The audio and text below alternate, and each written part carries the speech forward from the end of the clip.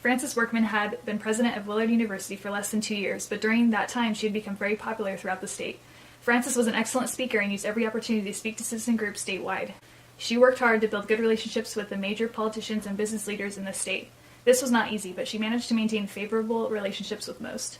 She also had worked on the internal structure of the organization, streamlining the administrative component. She started a new alumni club to help finance academic needs, such as new library facilities and higher salaries for faculty and staff. In addition, she lobbied the state legislature and the state university coordinating board for a larger share of the state's higher education budget dollars. Her favorable image in the state and her lobbying efforts resulted in large increases in state funding for Willard. Interestingly, Frances was so busy with external matters that she had little time to bother with the daily operations of the university. However, she did make the major operational decisions. She delegated the responsibility for daily operations to her 3 major vice presidents. Before Frances's arrival, Willard University had several presidents, none of whom had been very popular with the state citizens or particularly effective in managing the university's internal affairs. The lack of leadership resulted in low faculty morale, which affected student enrollment. Willard had poor public image. Frances worked hard to build a positive image, and she seemed to be succeeding. Another state university, Eastern State, had Alvin Thomas as president. Al had been president for about 3 years. He was not as popular externally as Frances. He was not a particularly effective speaker and did not spend much time dealing with the external affairs of the university. Al delegated much of that responsibility to a vice president. He did work with external groups, but in a quieter and less conspicuous way than Frances did. Al spent much of his time working on the internal operation of the university.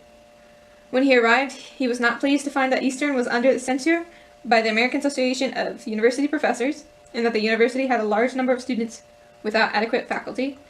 In addition, Eastern was not involved in externally funded research. Al was committed to developing a quality university.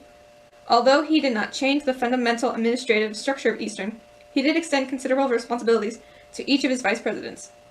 He had high performance expectations for those on his staff, set ambitious goals, and reviewed every significant decision made in the university, relying heavily on his vice presidents and deans to implement them effectively. He developed a thorough planning system, the first of its kind at Eastern. He maintained good relations with the Board of Regents, but faculty viewed him as somewhat stilted and indifferent. Frances projected a positive image to people in the state, and along with that had built a positive image of Willard. The results of her efforts included an increase in enrollment of more than 1,000 students in the past year. This occurred when enrollment were declining for most other colleges and universities in the state. Willard received the largest budget increase ever from the State University Coordinating Board and the state legislature. Finally, the outside funds from her special alumni club, almost $2 million in the first year.